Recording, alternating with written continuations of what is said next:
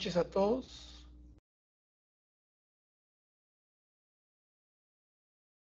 Daremos inicio a la clase del día de hoy sobre hemorragias de la segunda mitad del embarazo.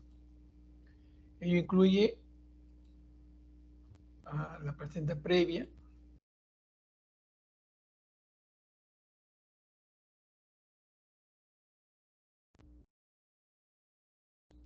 al desprendimiento prematuro de placenta, a la ruptura uterina, a la masa previa y a la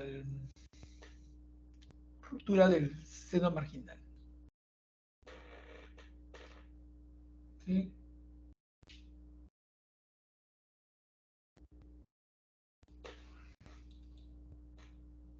Se ve en pantalla, ¿no? Sí se ve, doctor.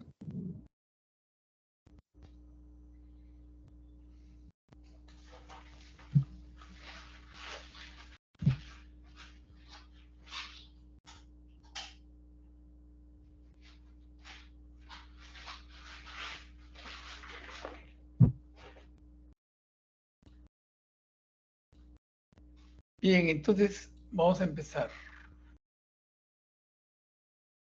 Las competencias que ustedes deben adquirir al terminar esta clase es saber diferenciar entre las principales causas de hemorragia de la segunda mitad del embarazo, conocer los factores de riesgo asociados a las hemorragias de la segunda mitad del embarazo. Lo más frecuente es la placenta previa y, en segundo lugar, el desprendimiento prematuro de placenta. Entonces deben saber diferenciar entre estas dos entidades, conocer el manejo adecuado de estas hemorragias y conocer las complicaciones que se puedan ocurrir por estas hemorragias. Este es el temario que vamos a desarrollar. Vamos a hacer una introducción, definición, causas de las hemorragias, placenta previa. En primer término, vamos a hablar sobre qué es la placenta creta, el desprendimiento prematuro de placenta, la masa previa, la ruptura uterina y la ruptura del seno marginal. Cuadro clínico, complicaciones, manejo y tratamiento. ¿Ok? Bueno, esta parte vamos a, los conceptos que ustedes traigan, o si preguntamos, a ver, Melissa, ¿qué sabes sobre la hemorragia el impacto de las hemorragias en la salud materna? Bueno, la hemorragia es la primera causa de muerte, bueno, de mortalidad materna, ¿no? Mencionado en el Perú. Ya, ¿qué más? A ver, que le ayude a su compañera, ¿qué dice Lizeth? ¿Mm? Está Lizeth, ¿no? Lizeth Calazas.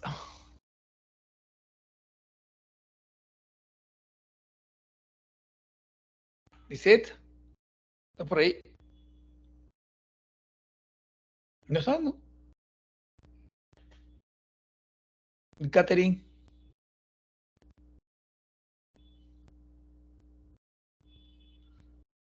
Nadie.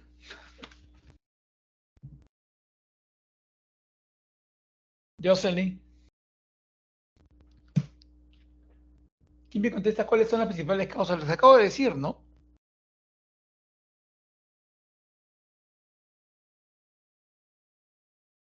¿Mm? ¿Alguien sabe cuáles son las diferencias entre placenta previa y desprendimiento prematuro de placenta? ¿Una diferencia?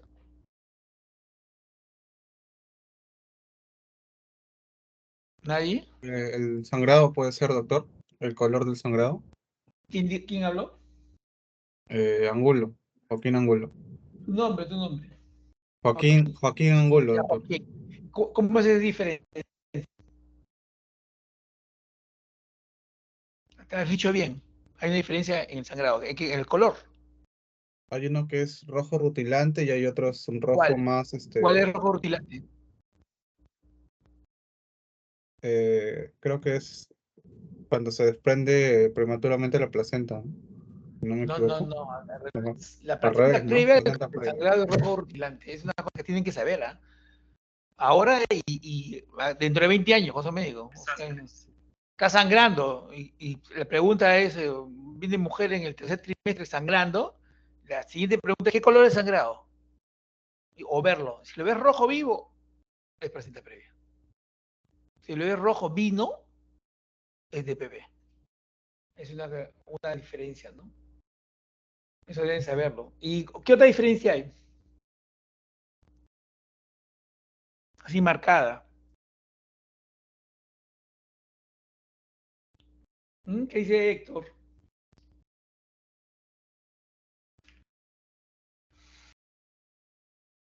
Ay, cachi. Héctor.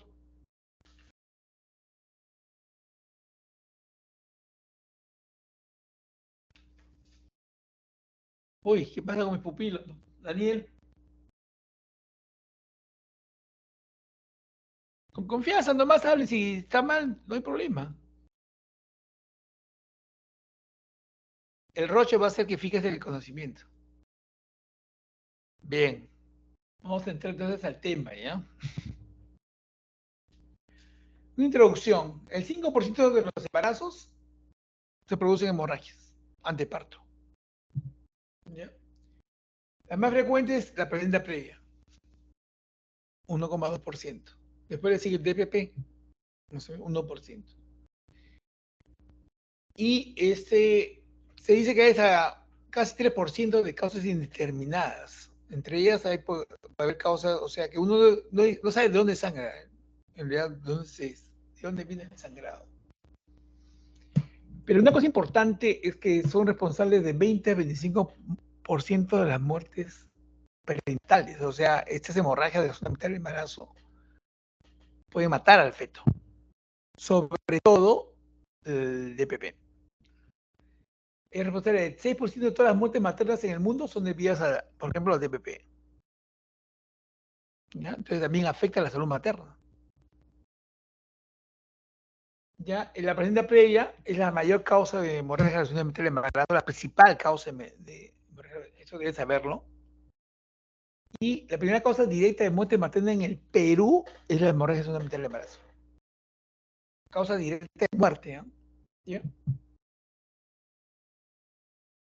La definición de hemorragia mitad del embarazo es obvio, ¿no? Es algo que se produce en la segunda mitad del embarazo. Pero aquí hay que aclarar que en todo lo que se refiere a obstetricia, cuando uno habla de la segunda mitad del embarazo, es más allá de la semana 22.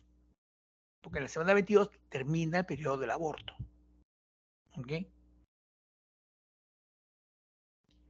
Y la causa más frecuente es la placenta previa y el DPP. ¿No? Mucho menos frecuentes, pues la ruptura uterina y la basa previa, ¿no? Y también menos frecuente es la ruptura del seno vaginal, que lo vamos a ver.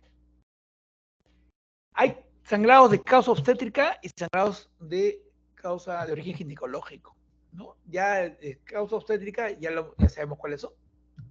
Además de la placenta previa, el DPP, la ruptura uterina, la basa previa y la ruptura del seno vaginal, ¿no? También puede ser una causa de sangrado el inicio de trabajo de parto, que puede, pues, en la pared tapón mucoso puede ir con sangre. Entonces la mujer dice, me está sangrando, ¿no?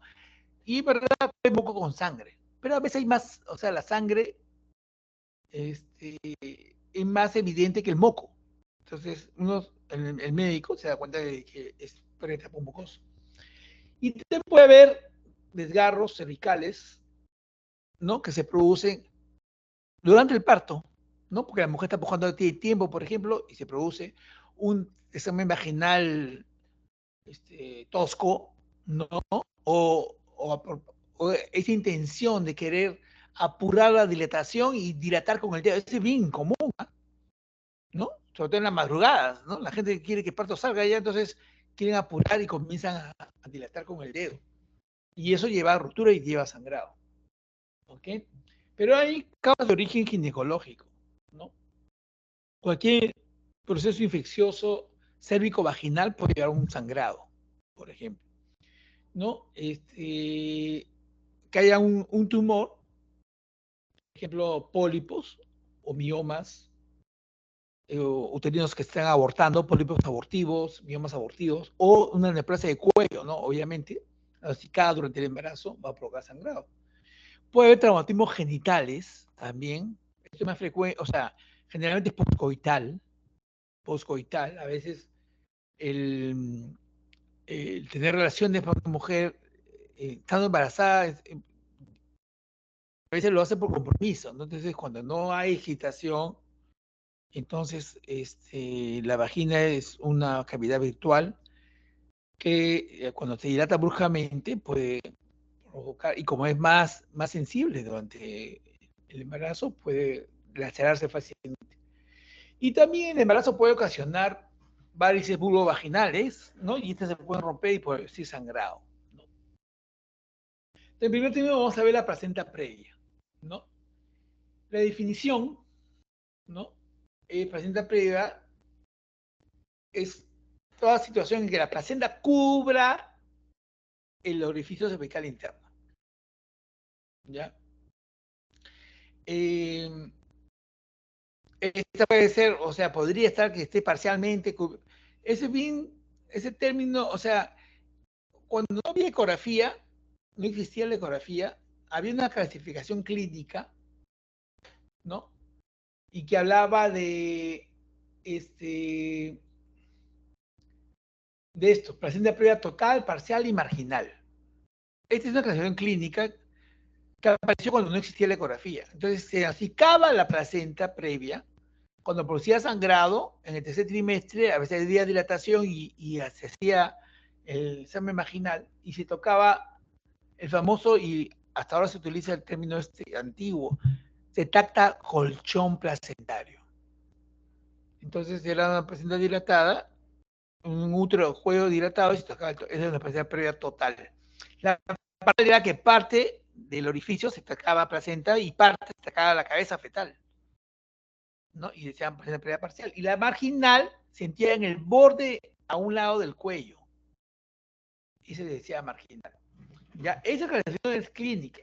Cuando aparece la ecografía, entonces en la ecografía uno ve cualquier placenta que cubre el orificio, que es un punto en la ecografía, es un punto, ¿no? Entonces, cuando dicen acá parcial, ya no está referido a que haya dilatación, sino que el borde llega y uno ve el punto, o sea, donde se forma el OSI, y a veces está ahí tocando el borde así, como que uno dice en la ecografía, ve como que está a la mitad, pero es un punto, ya no se refiere a dilatación.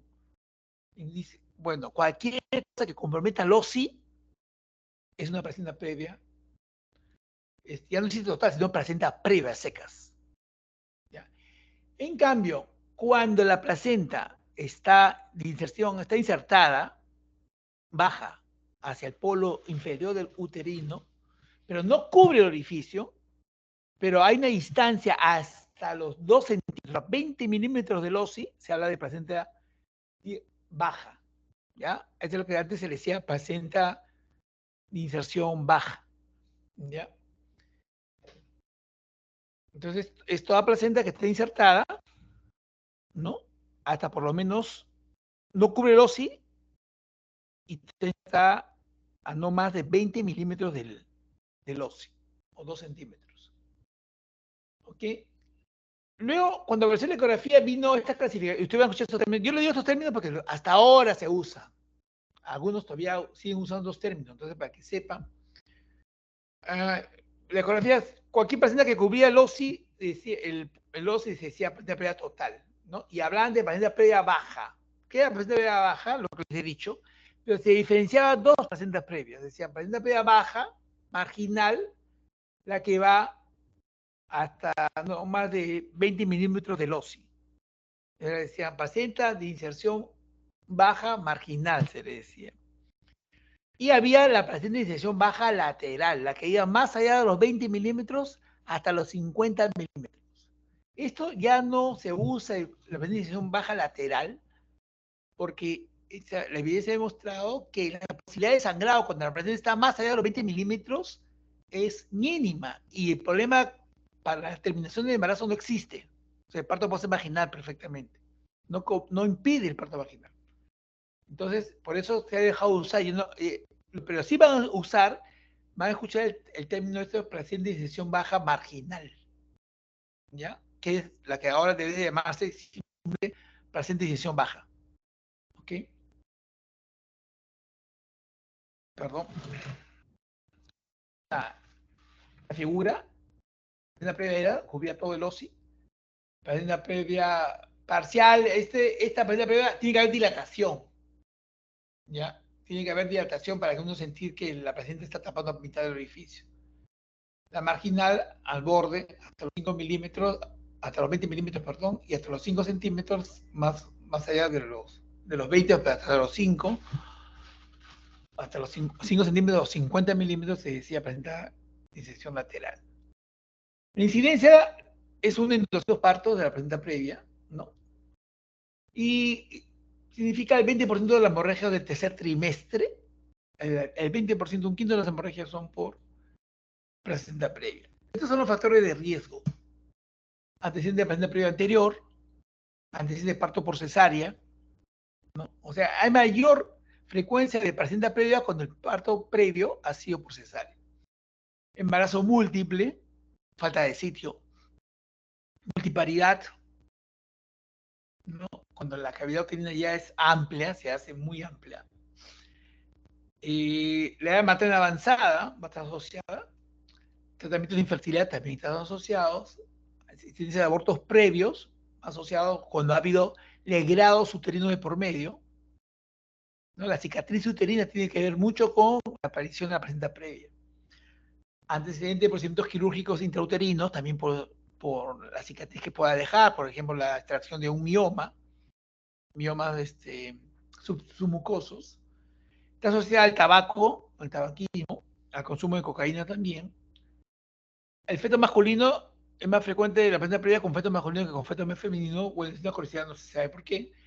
Y a la raza no blanca, o sea, es más frecuente en los mestizos, en la raza negra. ¿Ok?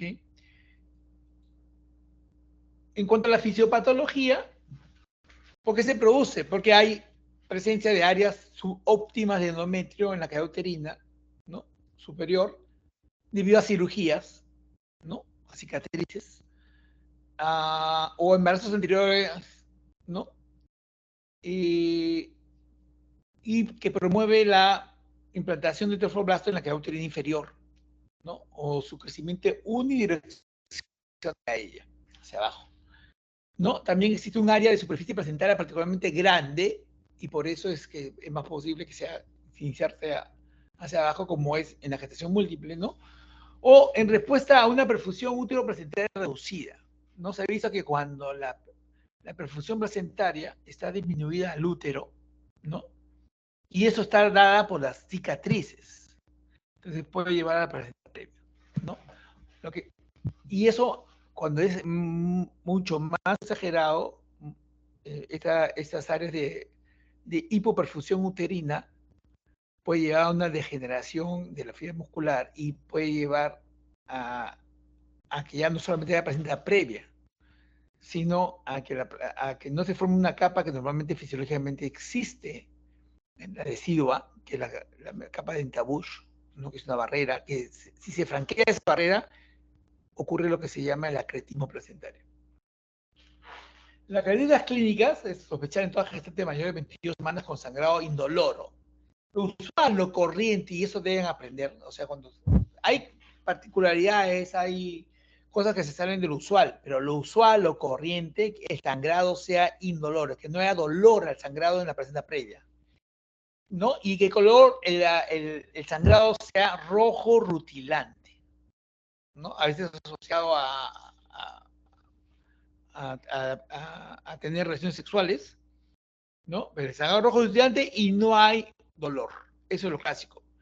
Puede haber en 10 a 20% que haya contracciones uterinas, esté asociado a contracciones uterinas y provoca sangrado, ¿no? Pero lo frecuente, lo usual, lo corriente es que no haya dolor. Luego, un tercio de las pacientes pueden sangrar antes de las 30 semanas. Cuanto más temprano el sangrado, va a haber mayor morbilidad, tanto materna como perinatal. Materna porque va a llevar anemia. Y perinatal porque cuanto más temprano sangre, y a veces sangrados importantes, puede obligar a la culminación del embarazo. Entonces, en realidad, la placenta previa no afecta al feto en que lo mate el sangrado, sino la principal causa de muerte, ¿no?, fetal por placenta previa es la maturidad, por haberlo sacado al bebé tempranamente. ¿Ok? Otro tercio sangra entre las 30 y 36 semanas. 20% por primera vez sangra más allá de las 36 semanas, o sea, término. Y el 10% puede llegar a término sin sangrar, ¿no? Y estos son los casos que uno debe sospechar en qué cosa, en una adherencia normal de la placenta, que es el acretismo placentario. Entonces, cuando la paciente tenga placenta previa y llega a término y no ha sangrado nunca, entonces uno tiene que sospechar que de repente detrás de, sobre todo, y si hay cesáreas previas, porque cuanto más cesáreas, más posibilidades de acretismo placentario. El diagnóstico de la placenta previa se basa en la identificación de tejido placentario con uterosis, ¿no? Y bueno, obviamente, el gold estándar es la utilización de el gold estándar en el diagnóstico es la utilización de la ecografía, ¿no? De la ultrasonografía, que inicialmente, como son hemorragias de primera mitad del embarazo, ¿ok? Ya todas las ecografías que se hacen más allá del primer trimestre, o sea, ni siquiera el primer trimestre, más allá de la semana 10, ya no son endovaginales. La ecografía endovaginal máximo hasta las 10 semanas. Después de 10 semanas ya la onda, el sonido por el traductor endovaginal tiene solamente una llegada de 10 centímetros. Más allá de ahí no se ve nada. Entonces, las ecografías son pélvicas, ¿no? O transabdominales. Entonces, inicialmente, con este tipo de ecografía, uno hace el diagnóstico que la placenta está previa. Pero a veces no es posible determinar hasta dónde llega la placenta, si cubre el óseo o no lo cubre. Sobre todo cuando la placenta es posterior. Entonces, ahí hay que utilizar la ecografía endovaginal. ¿Ok? Entonces, la ecografía transabdominal te puede dar un rango de falsos positivos alto, hasta más de 25%. Que uno dice, es placenta previa, pero en realidad no cubre. Sobre todo cuando la paciente es posterior. Pero en cambio, cuando ya tú haces la ecografía endovaginal, ¿no?, ahí sí puedes determinar y medir exactamente si cubre y si no cubre hasta qué distancia del óseo llega a la placenta. ¿Ok? Como acá en esta imagen vemos, ¿no? Acá está, este es el cuello uterino, el canal endocervical, y acá está la placenta cubriendo el óseo.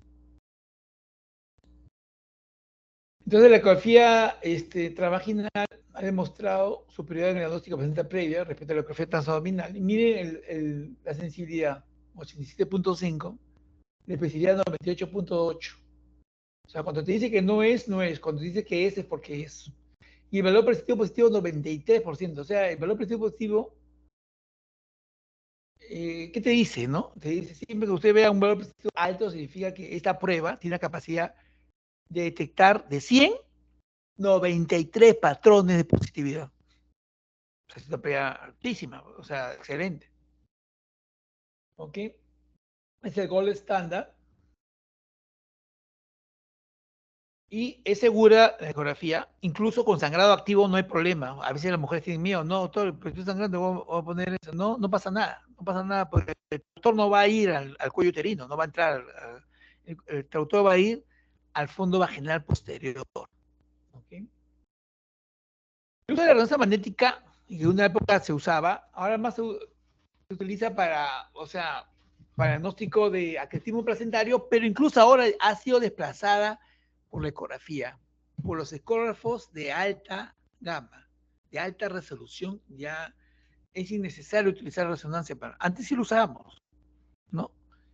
Y la resonancia se puede usar durante el embarazo, sí, porque no es radiación. Una mujer puede hacerle resonancia magnética, sí se lo puede hacer.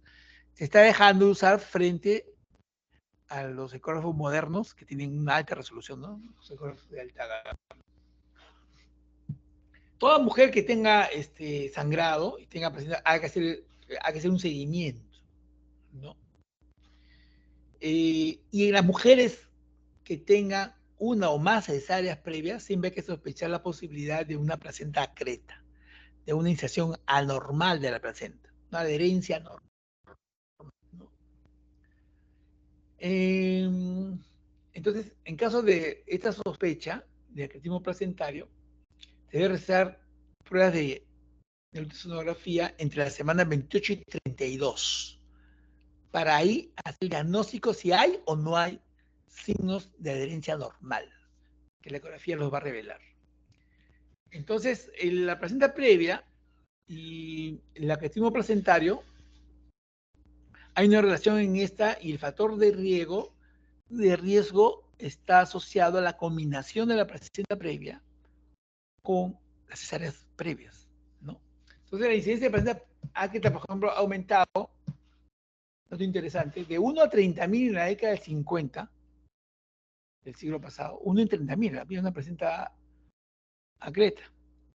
Pero ya esta, de 1 a 30.000 bajó a 1 en 500, ¿no? A 2.000 en la década de los 80 y 90, ¿no? O sea, en 30, 40 años, miren cómo aumentó. Y de 3 en 1.000 en la primera década de este siglo, ¿no? Y en la presente década ya está cercano a un valor de 2 en 1.000. Y eso es por el aumento exagerado de la tasa de cesáreas, ¿no? Esa es la consecuencia de estar haciendo tantas cesáreas, ¿no? A veces innecesarias. Entonces, el riesgo es de 10%, por ejemplo. En general se puede decir, un riesgo de 10% si había una cesárea previa, ¿no? Pero es mayor del 60% si se han tenido hasta más de 4 cesáreas, ¿no? Ahora, si las mujeres no tienen placenta previa, ¿no? Y han tenido parto por cesárea, ¿no? Aunque sean el hecho que no sea la placenta previa, sino que la placenta sea normoinserta, o sea, fúndica, hasta para 4 cesáreas previas el riesgo está menor al 1%. O sea, si una mujer tiene 4 cesáreas previas y el presente embarazo, la placenta es normoinserta, o sea, fúndico posterior, su riesgo de tener acretismo placentario es menor del 1%. ¿Y cuál es la fisiopatología del acretismo placentario, no? Es una adherencia normal, como les decía yo, por la ausencia de la decidua basal, sea parcial o completa, ¿no? Y el desarrollo incompleto de una capa de fibrina que se llama la capa de Nitabush, ¿no? Que es la que forma una línea de separación fisiológica entre la capa esponjosa de la decidua y el miometrio, ¿no? Está ausente. Entonces, puede afectar a uno o varios cotiledones de la placenta, o incluso a toda la placenta, ¿no? Y va a constituir la placenta creta. Puede ser focal, parcial o total, ¿no? Y dependiendo del grado, va a venir el manejo, ¿no? Porque a veces en el extremo, el manejo es sacar el útero. Este es el acretismo placentario. Esto es lo normal. Entonces acá vemos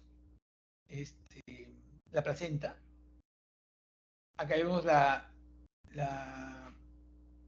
el endometrio, hasta dónde debe llegar. O sea, la placenta debe adherirse al endometrio y ahí quedar, ¿no? Y barrera para la decidua materna, que es el endometrio decidualizado, ¿no? Del miometrio va a ser la membrana de Nitabush. Esta membrana va a desaparecer, entonces el miometrio se va a adherir demasiado al endometrio mismo, ¿no? Pero si sigue la invasión, o sea, esto así, hasta el bobo, hasta la inmediación del miometrio, pero si perfora el miometrio, penetra, entonces a eso se llama ya no acreta, se le dice placenta increta, porque ha ingresado el miometrio. Y si continúa y lo perfora todo el miometrio y llega a la serosa del útero, entonces hablamos de la placenta percreta. A veces no solamente llega hasta la serosa, sino invade el tejido, el órgano vecino que es la vejiga, a la pared vesical y a veces llega hasta la mucosa vesical. Y hay pacientes que en la segunda mitad del embarazo presentan, por ejemplo, hematuria. Entonces uno cree que hematuria es una infección urinaria.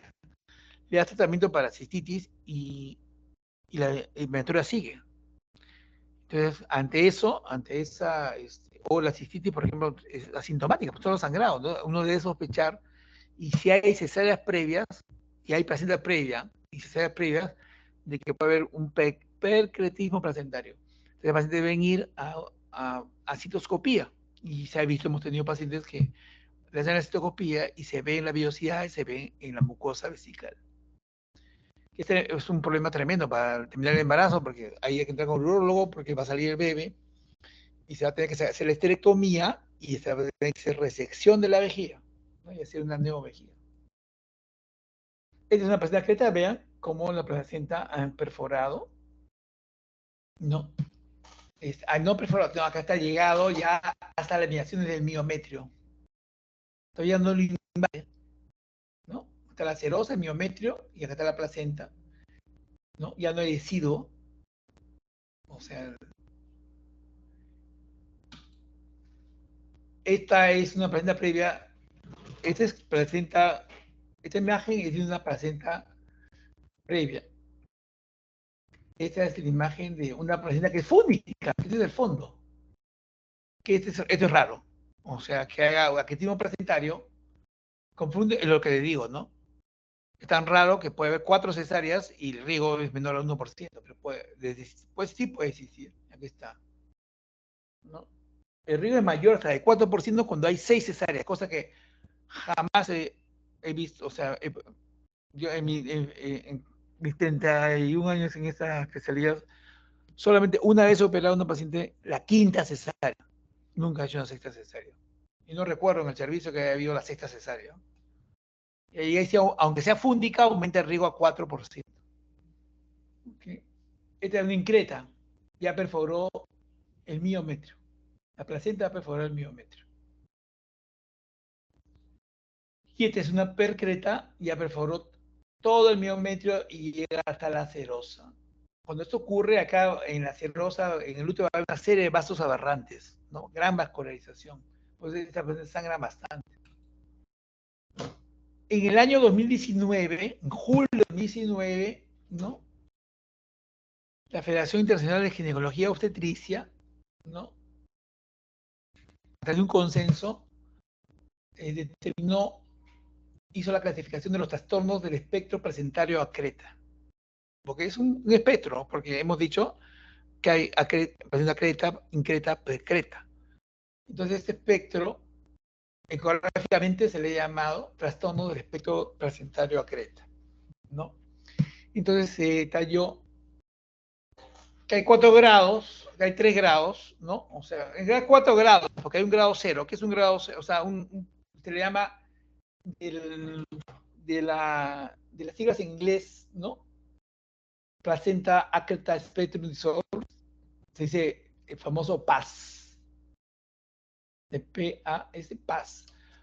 PAS cero, ¿qué es PAS cero? Que hay una mujer que tiene placenta previa, no tiene, o sea, tiene placenta previa, pero no tiene acretismo, ningún grado, es un PAS cero. El PAS 1, esto es lo que se publicó en el 2019, pero ya se evolucionó, o sea, podemos hablar de un PAS 0. PAS 0, la placenta tiene placenta previa, pero no tiene acretismo. El PAS 1 viene a ser lo que era la placenta creta, clínicamente, anatomopatológicamente. El PAS 2, o grado 2, es la placenta increta, anatomopatológicamente. Y el PAS 3, grado 3, es la placenta percreta, que perfora todo el miometrio y llega hasta la serosa. Vean acá cómo se incrementa el riesgo con el número de cesáreas, ¿no? Si hay hay una cesárea previa, el riesgo puede ser, yo les he dicho una cesárea del 10%, después es el extremo del rango de las publicaciones, pero en la media 3%. Con 2 cesáreas 11%, con 3 cesáreas 40%. con 4 cesáreas, 61%, con 5 cesáreas, 67%. O sea, a mayor número de cesáreas y asociado a placenta previa, mucho mayor es el riesgo de acretismo placentario. Por eso que ahora se justifica tener una guía de manejo de placenta previa, ¿no? En presencia de cesáreas previas, ¿ok? Para estar preparado, es importante diagnosticar anteparto el desorden de la adherencia normal para manejarlo de una manera adecuada, ¿no? Esto se diagnostica entre 28 y 32 semanas y esa paciente, el embarazo se va, ya esto es más de especialista, pero os digo, ¿no? Por ejemplo, si hay una placenta percreta, por ejemplo, o increta, percreta, el embarazo no va a llegar a término. Y la gestación se va a terminar a 34 o 35 semanas, ¿ok? Porque a mayor tiempo de embarazo, mayor posibilidad de sangrado, mayor posibilidad de infiltración mayor y es más complicado eso. ¿Ya? Y es toda una preparación, porque esta paciente es, por ejemplo, lo que está haciéndose en la Menara, a las pacientes se les hace la cesárea, ¿no? Y un manejo multidisciplinario. Utilizamos la ayuda de los radiólogos que hacen radiología intervencionista. ¿Para qué? Para embolizar las arterias uterinas. O sea, se hace la cesárea se hace mediante una incisión amplia, mediana, pero mediana infraumbilical y o sea, es una sifopubiana.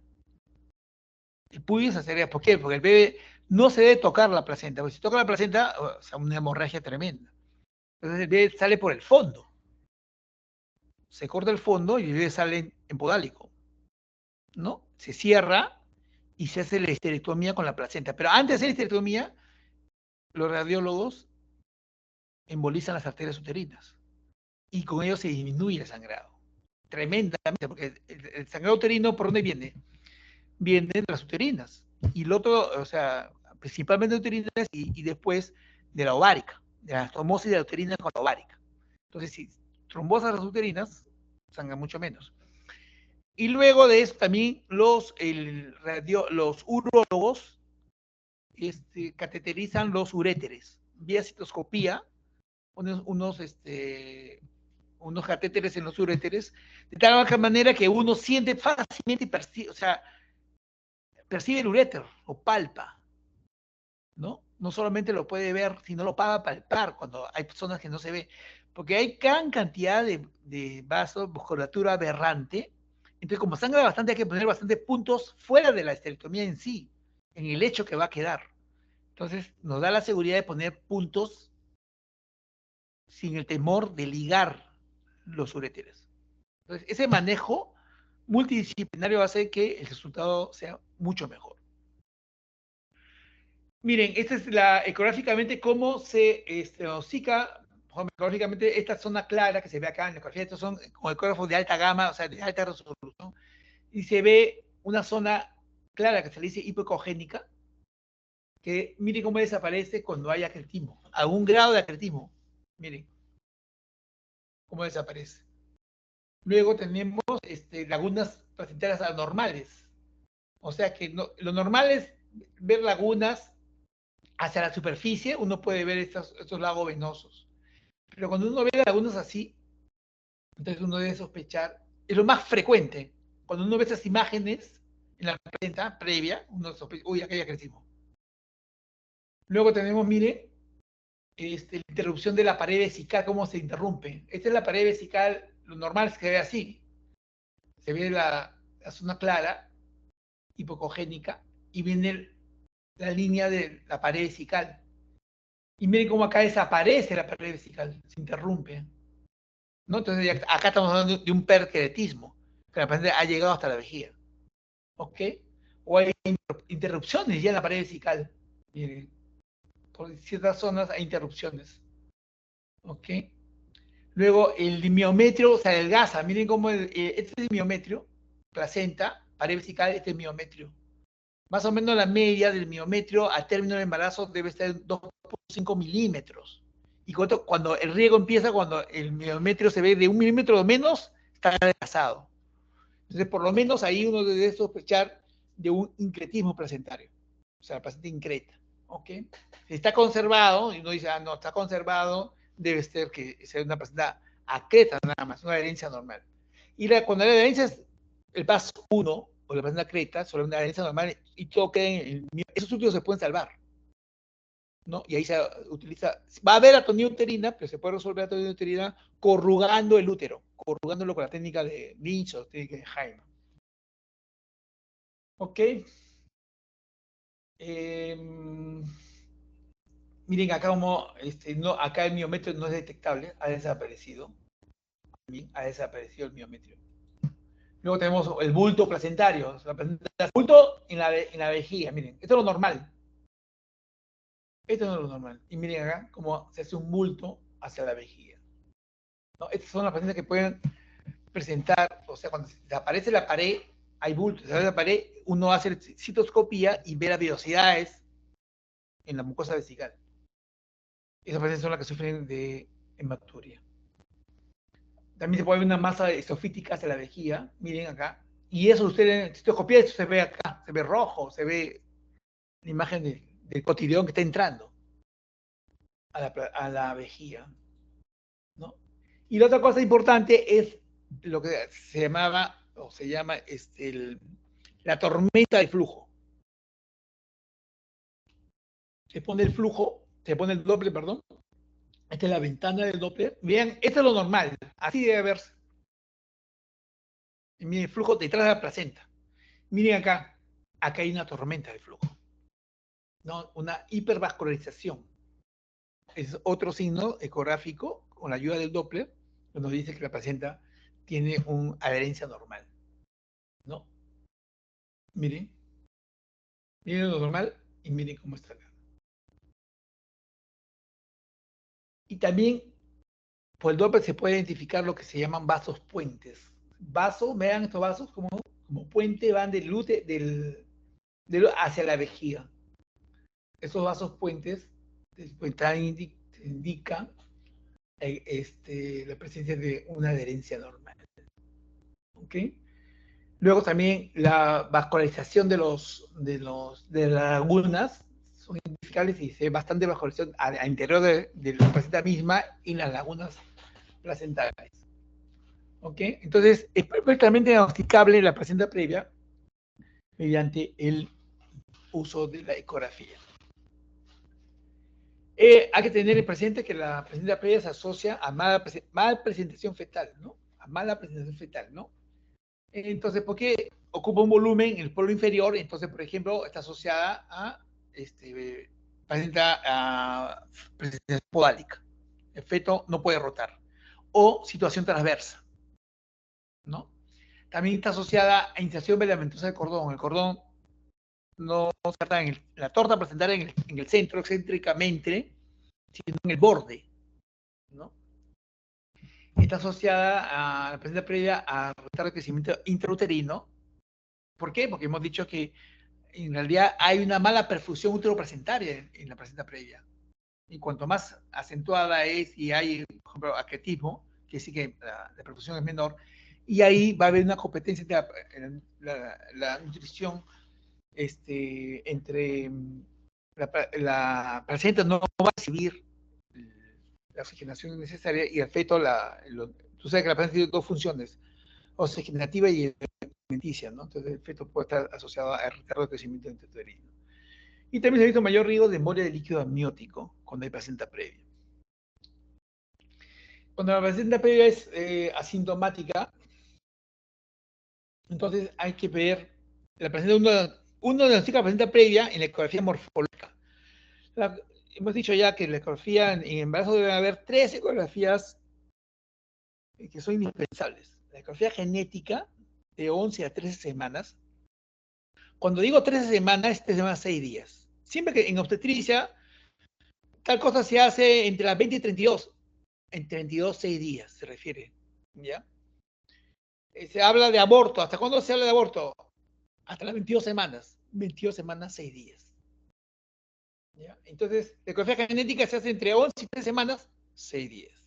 La morfológica se hace entre 20 y 24 semanas 6 días. Ahora se ha bajado con los ecógrafos de alta gama actual, está bajando y se está haciendo ya morfológica de 18 a 24, 6 días, ¿no? Entonces, es la óptima. Y en esa ecografía, pero no la que se hace en la ecografía de la segunda mitad, o sea, se hace la morfológica, porque lo ideal de la morfológica en realidad es hacerla en semana 22. Y en esa ecografía tú ves la ecografía, la placenta está oclusiva. ¿Hasta cuándo uno dice que no, esto ya va a quedar previa para siempre? Cuando el diagnóstico lo haces a las 30 semanas. Eso no está en las láminas, se los digo. O sea, para uno decir, esta es una placenta previa, has hecho una ecografía a las 30 semanas y la estás viendo, ¿no? Algunos dicen 28, la mayoría 30. Si ya está previa, ocupa etapa el OSI, ya no se va a resolver. ¿Cuándo se resuelve espontáneamente? Es porque puede pasar que uno la ve previa, no previa, sino incluso se ha acuñado el término de oclusiva. Algunos dicen, se debe, o sea, buen número, que debe haberse placenta previa a partir de las 30 semanas. Oclusiva, antes de más de 30, 22 semanas, hasta las 30. ¿Por qué? Porque en ese lapso, el útero al crecer podría hacer migrar, entre comillas, a la placenta hacia el fondo, alejarla del OSI, ¿ya? Al crecer el útero puede ser eso. Entonces, por eso acá dice, determinar si la placenta previa se resuelve con el aumento de la edad gestacional. Entonces, si yo diagnostico a la semana, veo una placenta oclusiva en la ecografía morfológica, la hago a las 20 semanas, oye, tiene placenta oclusiva. Ya, entonces, esta paciente no, ya le pediré una ecografía a las 24 semanas, sí oclusiva, a las 28, ya no está oclusiva. Se acabó, ya entonces ya no se da la placenta previa. Si a las 28 está oclusiva, ya se sigue hablando de placenta oclusiva, veo a las 30, sigue oclusiva y ya es placenta previa, ¿no? Hacen esta distinción, por si acaso, entre placenta oclusiva y placenta previa. ¿Ya? Es lo mismo, pero lo hacen porque puede la placenta previa resolverse sola, con el avance de la gestacional. Otro objetivo del manejo es reducir el riesgo de sangrado, ¿no? Y el otro es reducir el riesgo de parto prematuro. Entonces, el riesgo de sangrado, ¿cómo lo vas a reducir? Simplemente con reposo, ¿no? Anulas, prohíbes las relaciones sexuales y el reposo. La paciente no puede estar subiendo escalera, cargando peso, grandes caminatas, porque si no va a sangrar. ¿Ya? Y en la medida que tú reduces ese sangrado, que no sangra la paciente, porque cuanto más sangra la paciente, más es de riesgo de parto prematuro. ¿Ya? ¿Por qué? Porque el sangrado es una causa puede ser una causa de amenaza de parto prematuro, ¿no? Es una de las razones cruentas de la amenaza de parto prematuro, ¿no? Hay presencia de contracciones y te obliga a terminar el embarazo. Entonces, ya hemos dicho esto, hay que evitar las relaciones sexuales y el ejercicio, obviamente, ¿no? No evitar, no tenerlas, obviamente, ¿no? Aunque si no tenga relaciones, porque si evítelas, las va a tener. Y evitar el ejercicio, ¿ok? Una vez, me recuerdo a una paciente, le damos de alta un día domingo, domingo en la mañana temprano. Entonces, era verano, me acuerdo, febrero. Y la paciente retornó a la emergencia en la noche, a medianoche. Entonces, toda la vuelta sangrada, que eso que lo tengo. Y, señor, ¿y qué pasó? No, es que doctor, llegué a mi casa y decidimos irnos a la piscina club. Y para serle sincero, doctor, cuando me arrojé a la piscina, ¿no? Me arrojé a la piscina y ahí sentí que me bajaba sangre. No le hice. Y ahí comencé nuevamente. Dije, va a parar, mejor un poco de reposo. Ya muy tarde. Me imagínate siempre saltar a la piscina, ni siquiera bajo. Ella me dijo, salté a la piscina de pie y ahí empezó a sangrar. No va a hacer eso. Ok, pues hay que saber dar las indicaciones a los pacientes, ¿no? Bien claras, ¿no? La combinación del embarazo, ¿no? Cuando la placenta previa no está complicada, ¿no? O sea, no hay, está asociada a otro trastorno del embarazo como la preeclampsia, el RCU, todo. No, la combinación del embarazo debe ser, si la paciente previa no ha sangrado, ¿no? Se puede acabar entre las 36 a 36 semanas, 6 días, ¿no? En cambio, si la paciente tiene ya historia de sangrado, ha sangrado una vez, dos, lo que sea, debe combinarse a las 36 semanas, no llega a término. ¿Ya? La paciente que sangra, se acaba a las 36 semanas. Si no sangra, puede llegar a término 37 hasta 36, 37, 6 días. ¿Ok?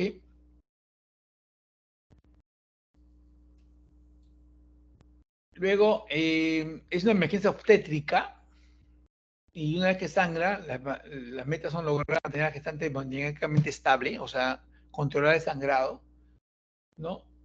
Y determinar si el parto por cesárea está indicado ya, ¿no? Eso es lo que hay que valorar, ¿ok? Ahora, cuando el paciente es prematuro, porque esto puede pasar, hay que por lo menos darnos tiempo para dar inducción de madurez pulmonar fetal. Es decir, si el evento de sangrado es a las 34 semanas, hay que darle corticoides y tratar de evitar que se venga de 48 horas, controlar el sangrado. La maduración demora 72 horas. ¿No? Se utiliza betametasona 12 miligramos cada 24 horas por 2 dosis y está lista el bebé para nacer a las 24 horas, son 72 horas. Y la dexametasona son 6 miligramos cada 12 por 4 dosis. Se termina la última dosis y también se espera 24 horas y ya el bebé puede nacer. Entonces, el objetivo sería dar inducción de madurez pulmonar fetal, ¿no? Esperar esas 24 horas del término y acabar el embarazo, tratar de controlar el sangrado, ¿no? Y el reposo lo puede controlar. A veces no se controla, entonces tienes que acabar el embarazo. Entonces, bueno, obviamente el paciente debe estar hospitalizada, monitorizada, ¿no? Y hay que evaluar la presión sanguínea, hay que ver cuánto baja de hemoglobina, a veces necesita hacer transfusiones y todo eso, ¿no? Ahora, la paciente, cuando esté bien controlada, no sangra, esa paciente necesaria debe ingresar, o sea, esa paciente con sangre, por lo menos con 2 unidades de sangre, porque son cesáreas que van a tener el riesgo de ¿qué? De atonía uterina. No, aunque no haya cretismo, no, es una altísima posibilidad que la paciente va a hacer atonía uterina y va a haber un sangrado importante. Entonces, esa paciente debe entrar con, no con una unidad de sangre, como entra pues, una paciente, una cesárea previa, sin placenta previa. Entonces, una unidad de sangre, pero si es una placenta previa, no, con cesáreas previas, tienen que estar por lo menos con 2 unidades de sangre. Y si hay acretismo placentario, a un PAS, aunque sea PAS 1, ya no va a entrar con 2 unidades de sangre, va a entrar con 4 unidades de sangre. Cristaleo es cuando en el momento del sangrado, dar cristaloides, ya no se usa coloides, o sea, se usa, pero ya hay una tendencia que mejor se controla y mejor para el paciente, para el manejo, es el uso de cristaloides y no coloides, como antes se pensaba, y se usaba el famoso Hemacel. En primer lugar, ahora ya no. ¿Ya? La razón se la van a decir cuando haga clave roja. Y transfusión sanguínea en aquellas pacientes en que la presión no mejora, la taquicardia no mejora, la anemia es moderada, o sea, generalmente en cualquier paciente se hace transfusión en anemias severas, no sea menor de 7. Pero acá es diferente, porque acá no solamente es la madre, sino es una gestante, hay un bebé por medio. Entonces, no le va a ir bien una anemia severa a una gestante, aunque ya sea control de sangrado. Entonces, acá sí tendemos a, ¿cómo se llama? A transfundir a la paciente. O lo que hacemos también es hematología, nos apoya y a la paciente le aplica hierro parenteral, ¿no? Y eritropoyetina. Entonces, con eso, pues, al cabo de 4 semanas, la hemoglobina la subes 3 gramos. Así de fácil. Ahora, esto no se puede hacer en el MINSA, ¿no? Porque todo eso es caro y, bueno, seguro sí lo puede hacer. Tocólisis, ¿no?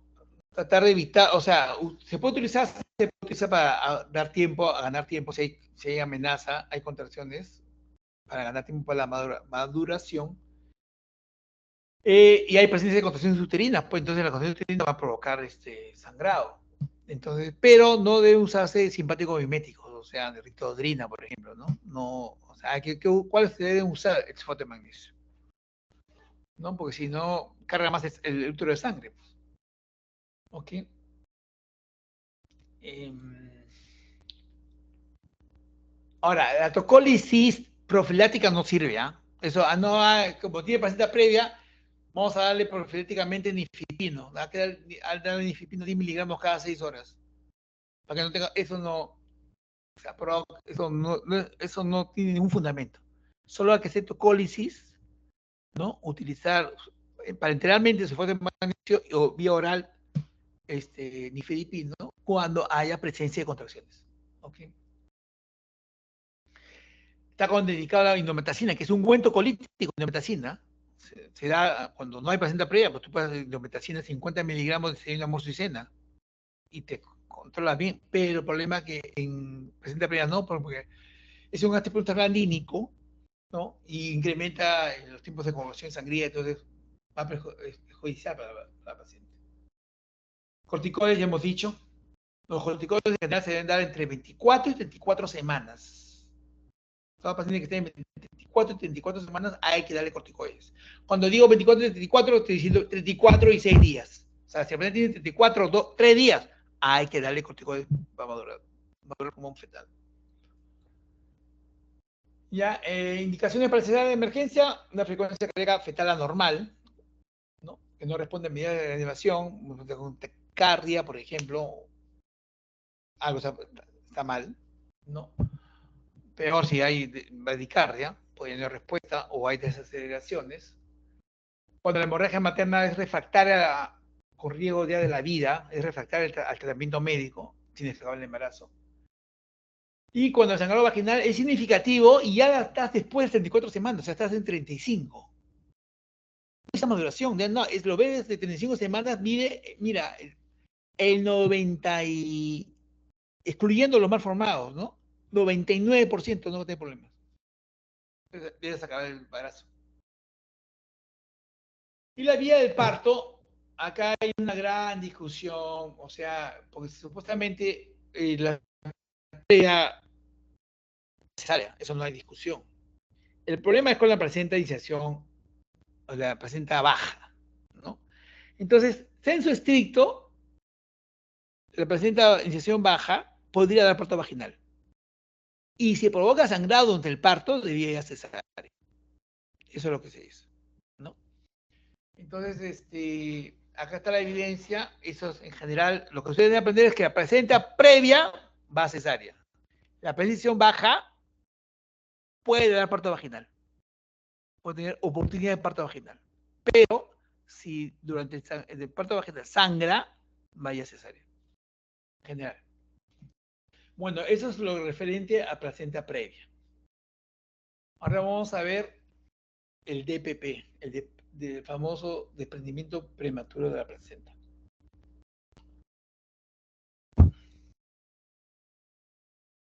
Esta definición es importante. El DPP se define, ¿no? El desprendimiento prematuro de la placenta normoinserta. O sea, la placenta que se desprende es la normoinserta. O sea, la que está insertada en el fondo posterior es la más común, ¿no? O sea, la placenta previa no se desprende. El sangrado de la placenta previa no es por desprendimiento. No es que se desprenda, se rompe más, pero no se desprende la placenta. ¿Ok? Es decir, los diagnósticos de placenta previa y DPP son excluyentes. ¿Ok? Y es el desprendimiento que se produce entre la semana 23 del embarazo y el periodo del alumbramiento, o sea, antes del alumbramiento. Se desprende la placenta. O sea, en pleno trabajo de parto también se puede desprender la placenta. ¿Ok? La incidencia 1 en 300 nacimientos. El Instituto Nacional Materno Perinatal ha sido entre 0,4% y 0,64% en los años 2007 y 2008. La mortalidad materna menor a 1% y la mortalidad perinatal entre 20 y 35%.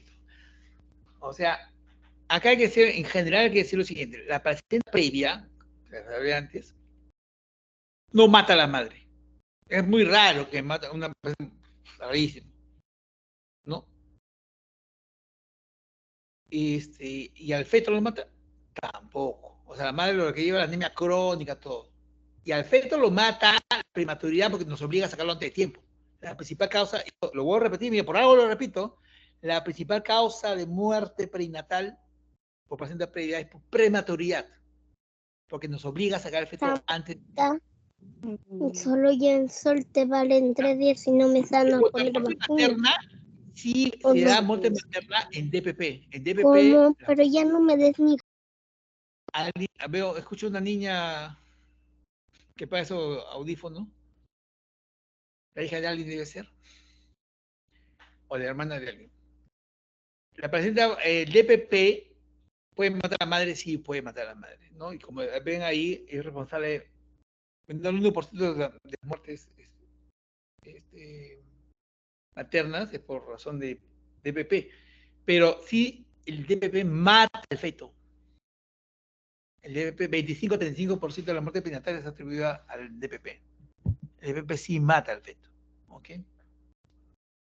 Entonces, el feto por DPP sí muere, ya, muere por el mismo DPP. Factores de riesgo, ¿no? O sea, desprendimiento previo, edad, mayor edad y paridad, la presencia de preeclampsia es clásico. Un factor de riesgo bien asociado a DPP es la preeclampsia.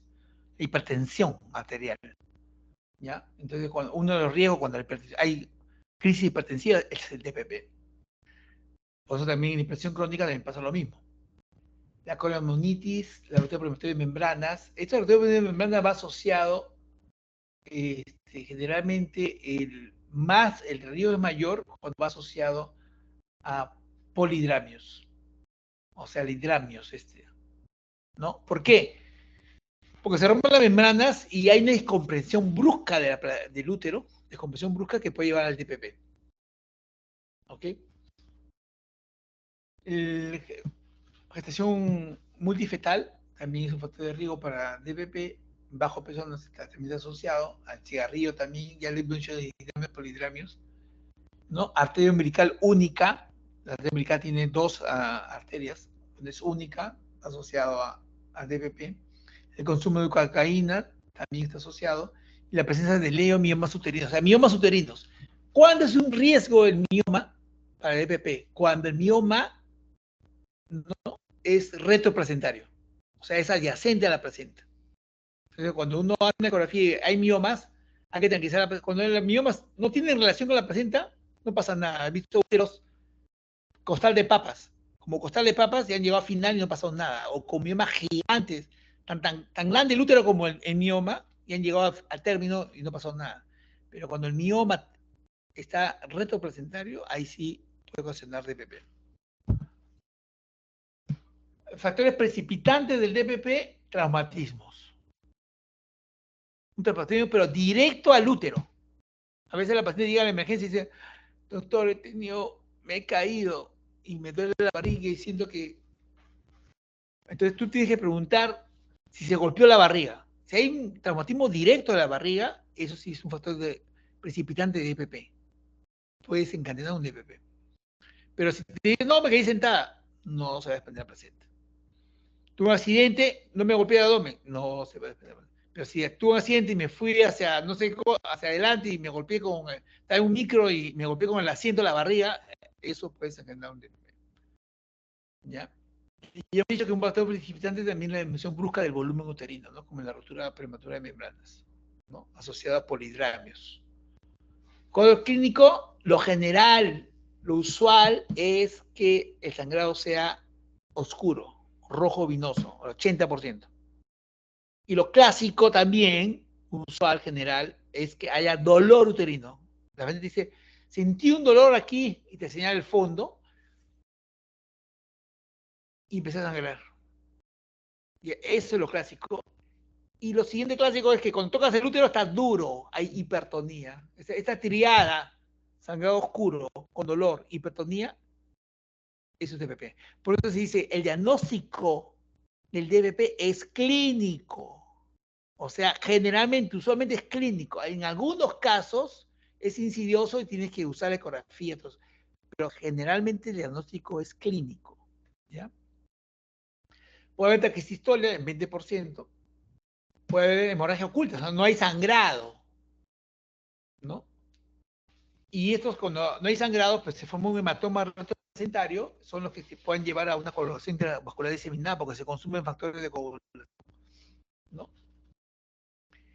Y puede haber compromiso hemodinámico, la paciente se puede chocar, o sea, se puede morir por DPP. Puede haber sufrimiento fetal agudo y puede haber muerte fetal. ¿Ok?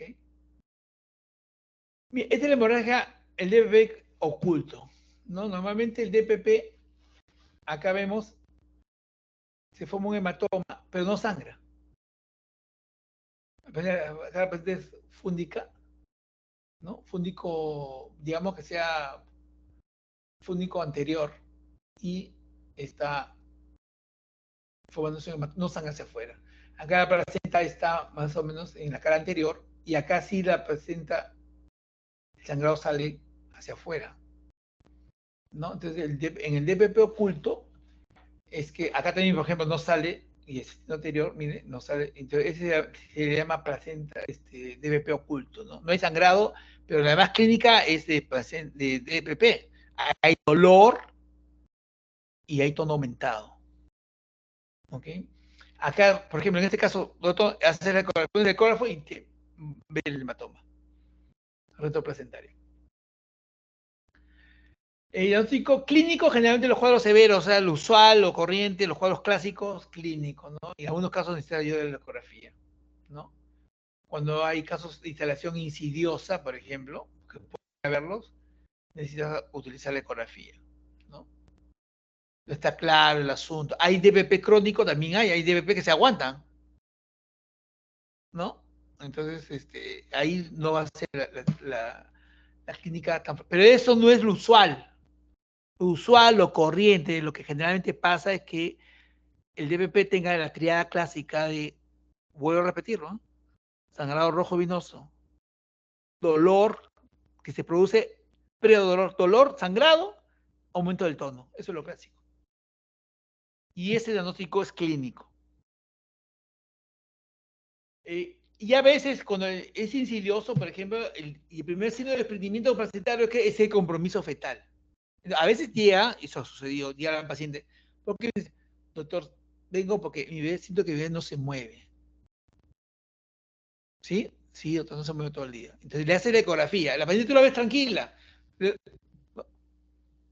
Y cuando le hace la ecografía, ves el hematoma retroplacentario. Y no es clínica. Eso no es lo usual, pero sí pasa. Entonces, a veces el compromiso fetal es el que te avisa de que hay un DPP de por medio. A veces llegan con su amenaza y tienen contracciones, pucha, 5 en 10, 6 en 10, taquicistolia. No, no, y no sangra, pero tiene una taquicistolia. Entonces, haces la ecografía y ves el hematoma. ¿Ok? Esos casos se los digo, pero eso no es lo usual, ¿no? De la clasificación del grado de EPP, grado 1, hemorragia escasa ausente, la mortalidad perinatal no está aumentada, o sea, es el mejor que podía pasar, ¿no? Grado 2, ya hay una metrorragia anteparto y oscura, hay alteración de la cantidad uterina y hay tono aumentado, el feto está vivo, ¿no?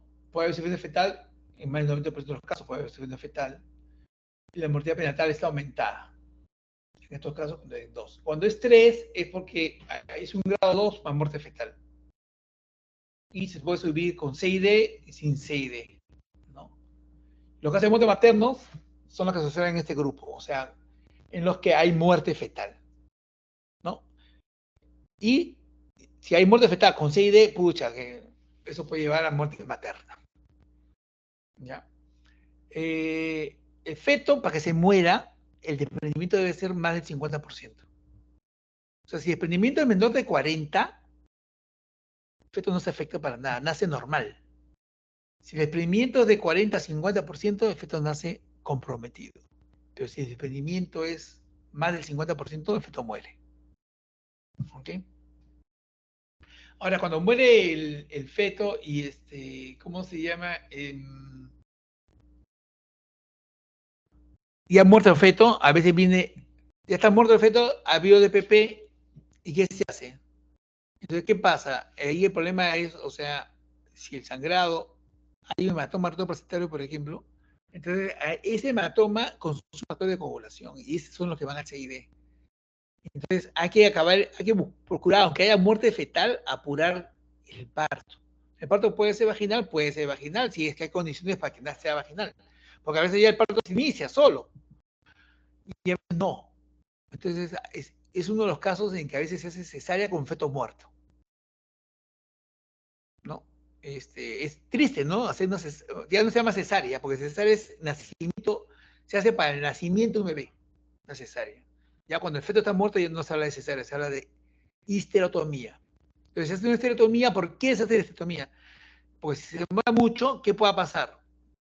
Que haya la posibilidad de un CID, y la otra posibilidad es que el útero se infiltra de sangre y ya no se contrae después del nacimiento del bebé y se produce la unidad uterina, que antes terminaba en histerectomía. Ahora, con las técnicas de corrugamiento, se ingresa y se corruga el útero y se salva el útero. Pero antes se producía la atonía, era refractaria al tratamiento médico, uno entraba y veía el útero infiltrado de sangre, todo atigrado, y ¿qué hacía? Y se terminaba.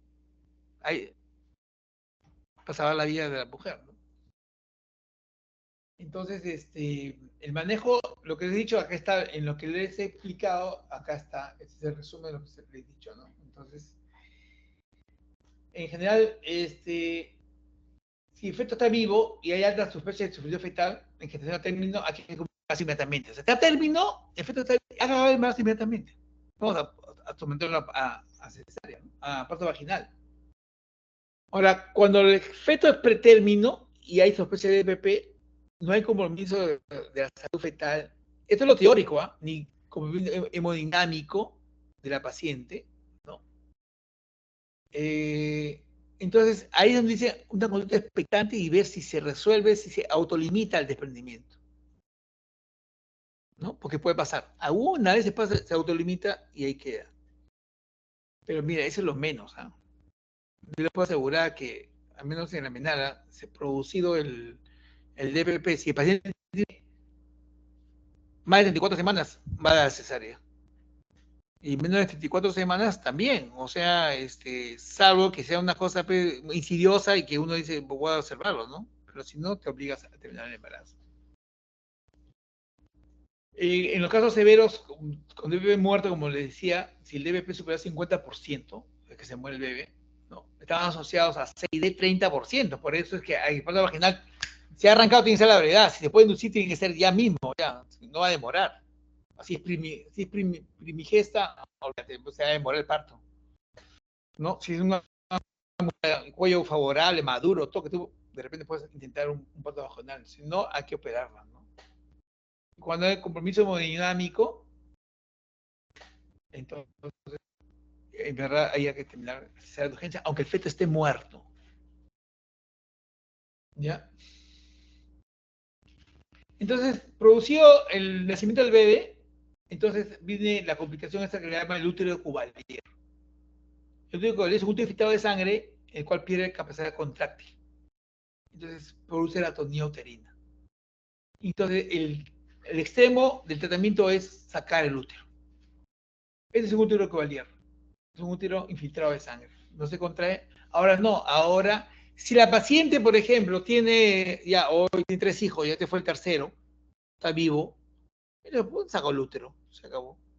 Pero si la paciente es nulípara, si el feto se ha muerto, ¿va a sacar el útero? No va a sacar el útero, tengo que observarlo, y ahí vienen las técnicas de corrugamiento, o sea, la técnica de Lynch, ¿no? B-Lynch o la técnica de Hyman, las variantes, que han demostrado ser muy efectivas para controlar estos problemas.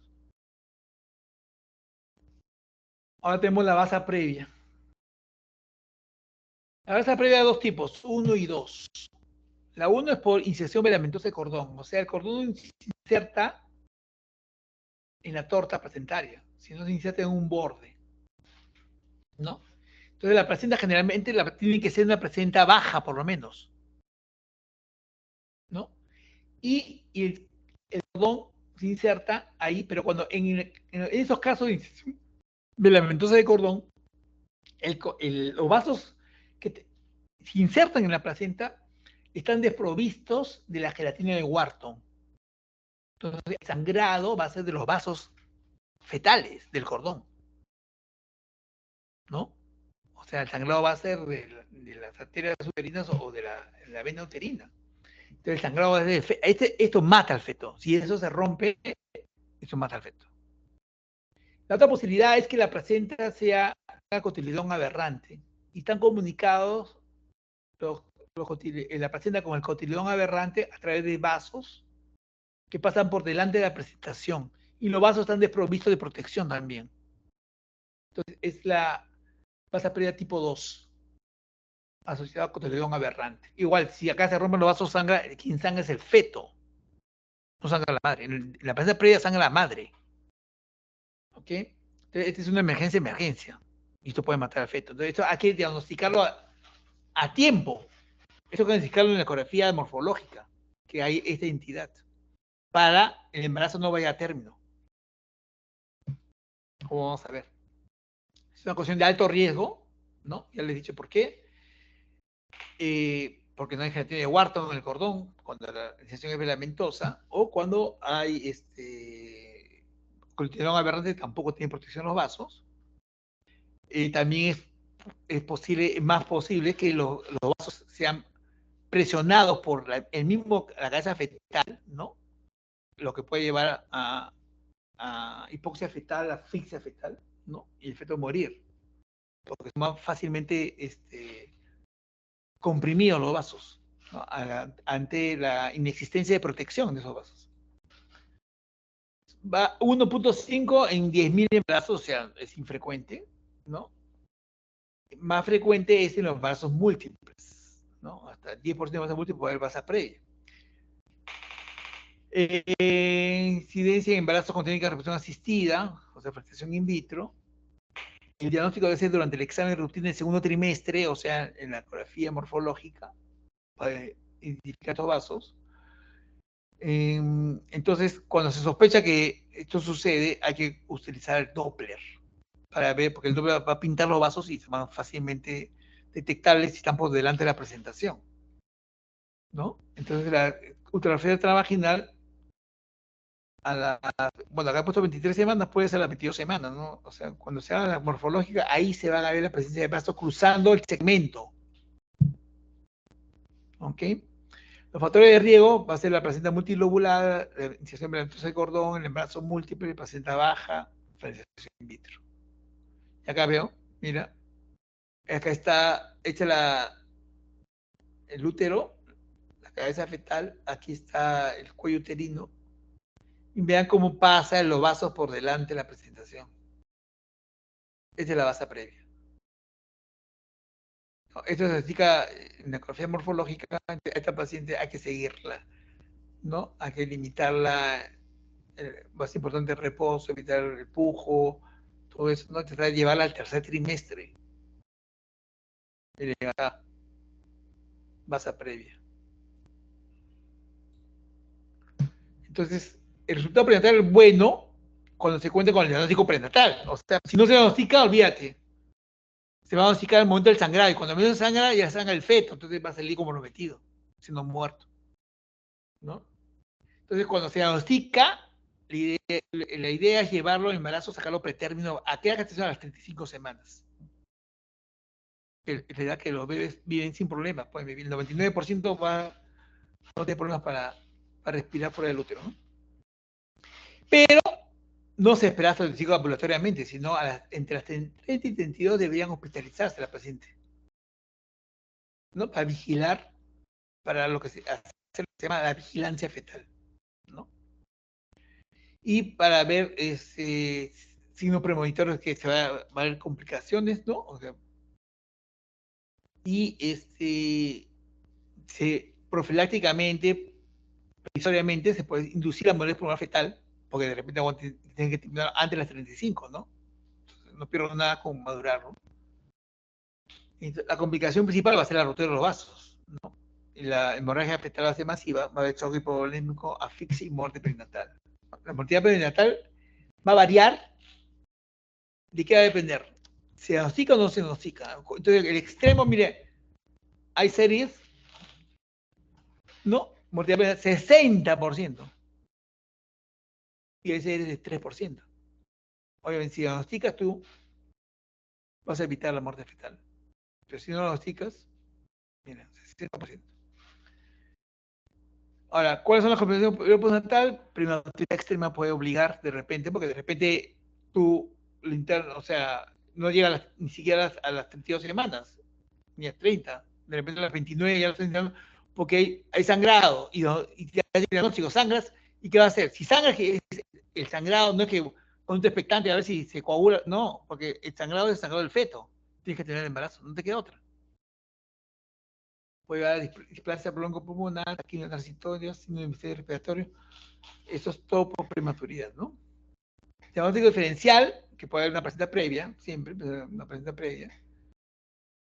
Lo que va a definir el diagnóstico es la presencia de un vaso que cruza la presentación y eso se hace con el Doppler, ¿no? Ahora, un diagnóstico también debe ser de la grasa previa en relación al cordón venoso por delante. Una cosa es inserción medicamentosa y otra cosa es que tú veas el cordón por delante de la presentación, sin inserción medicamentosa. Y a eso se le llama procúbito de cordón. Cuando el cordón está por delante, no inserción medicamentosa, sino el cordón está por delante de la presentación, eso se llama procúbito de cordón. ¿Ya? ¿Ok?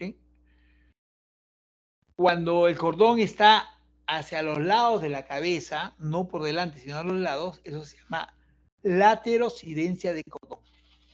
¿Ok? Eso no lo he puesto acá, pero se los digo. Hay que diferenciar la base previa del procúbito de cordón. El procúbito de cordón es cordón por delante de la presentación. No hay base previa, sino el cordón está por delante de la presentación.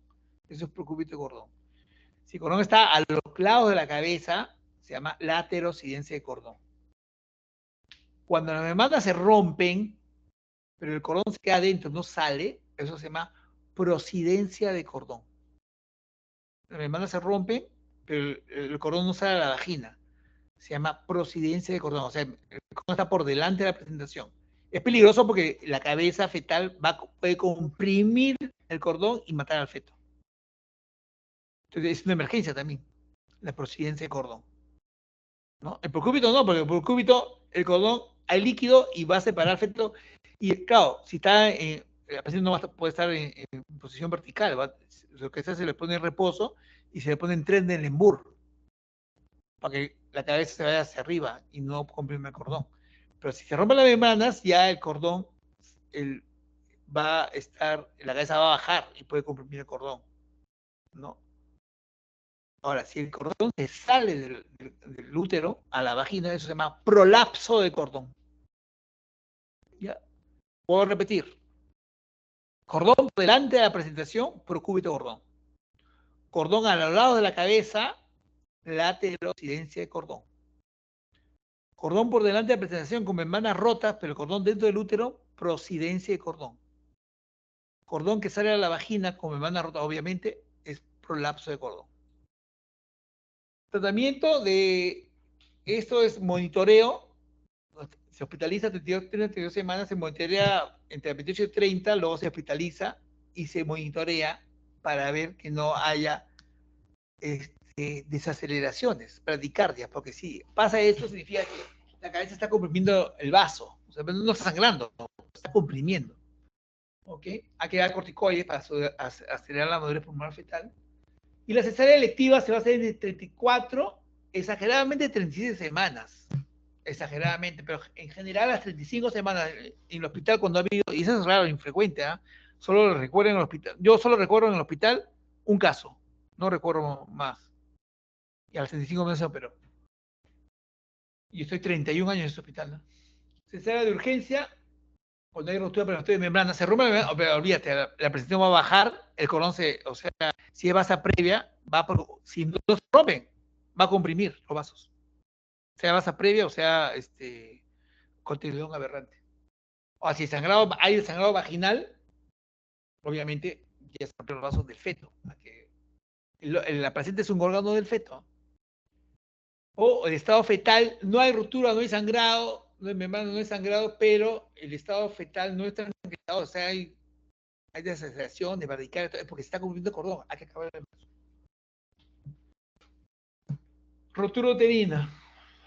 Esta clase era grande, pues, no se le dije. Bien, en cuanto a la ruptura uterina, es un fenómeno poco frecuente. 1% se da en las gestantes con cesárea previa. Ahora generalmente ya no se ve ruptura espontánea, ruptura sin cicatriz previa. Desde que apareció la cesárea, eso fue disminuyendo. ¿Por qué? Porque más se veía cuando los partos se obstruían y no había cesárea, pues digamos hace, ¿qué les digo? Pues 100 años. Entonces, ¿qué pasaba? O sea, el útero se obstruía el parto. Un feto grande, macrosómico, 4,200, no sale, no había cesárea. El útero tanto se contraía, tanta resistencia y se rompía espontáneamente. Al romperse el útero, el feto se sale del útero. Se descomprime la placenta, la placenta hay una descompresión brusca, y al ver la descompresión, como les he dicho, ¿qué pasa? La placenta se desprende, ¿no? O sea, es como que se ha producido el parto y el feto muere. Eso ya no se ve. Lo que ahora se ve es más, también se le dice ruptura, pero en realidad es dehiscencia de la cicatriz previa de la cesárea. ¿Ya? Entonces, por eso se presenta en 1% de las gestantes con cesárea anterior, ¿ya? Y solo se presenta en el 0,06% de gestantes sin atender cesárea. O sea, estamos hablando de 6 gestantes en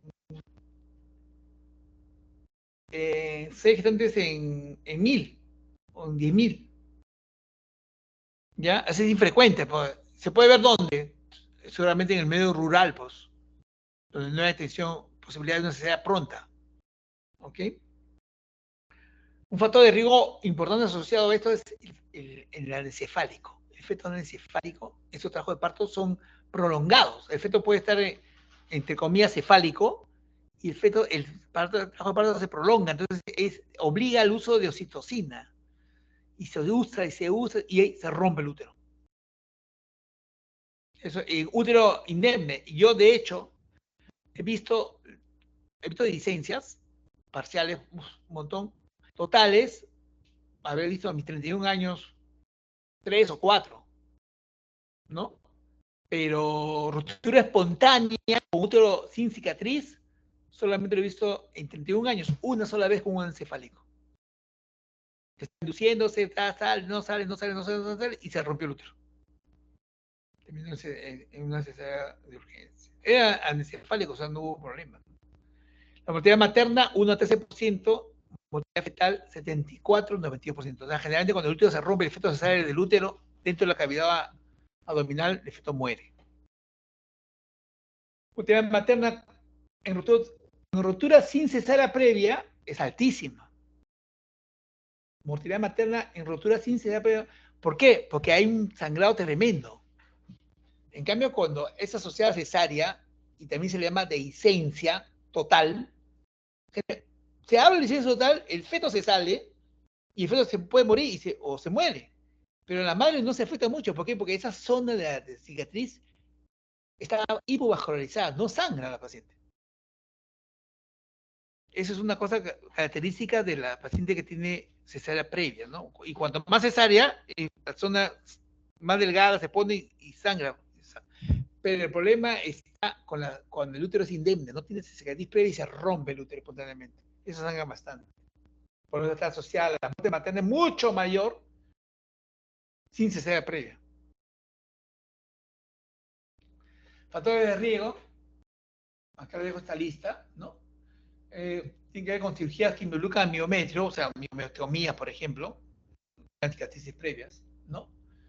Un traumatismo que haya, por ejemplo, un fuerte traumatismo, se va a romper, ¿no? Puede trastornos genéticos como embarazo con cordón uterino no desarrollado y lo hace más débil y se puede romper, ¿no? O problemas como el síndrome de Marfan o el síndrome de Ehlers-Danlos, donde hay un problema en el tejido conectivo es defectuoso, ¿no? Es más débil y se puede romper el útero, ¿no? ¿No? Antes del parto puede ser por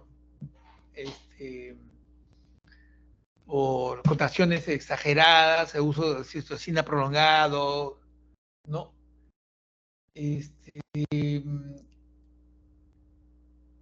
Puede haber, ¿qué te digo?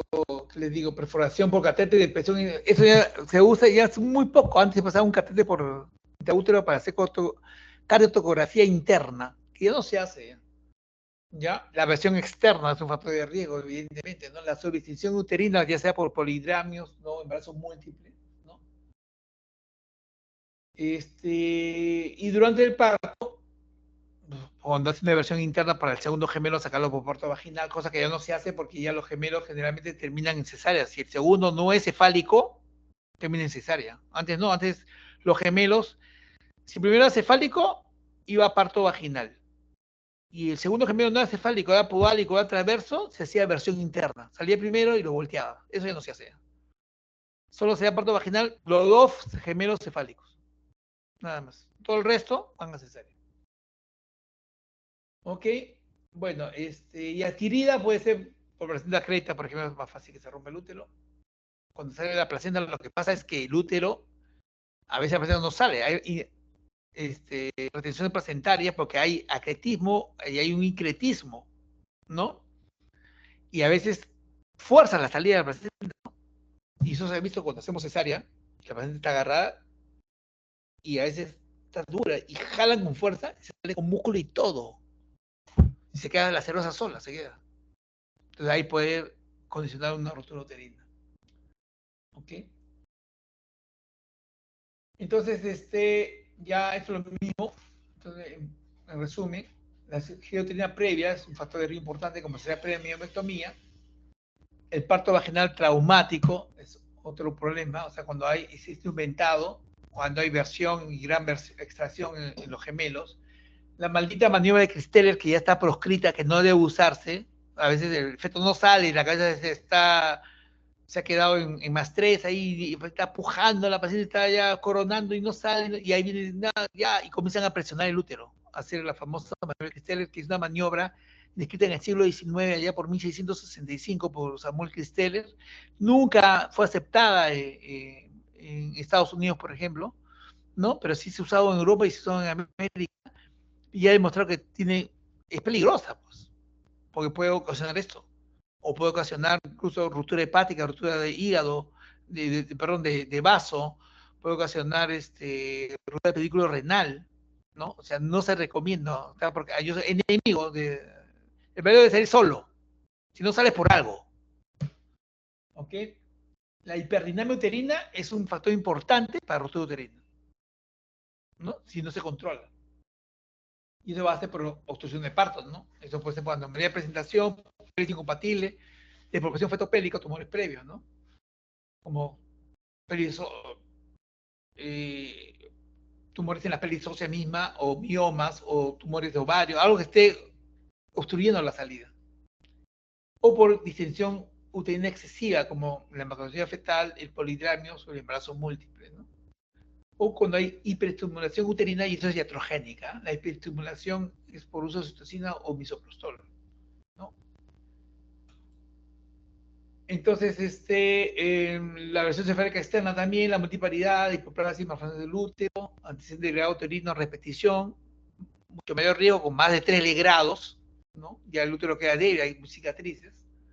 Y la que tenemos presentaria y traumatismos externos, ¿no? Entonces, la ruptura se clasifica completa cuando se rompe todo, se rompe, o sea, el útero en toda su pared.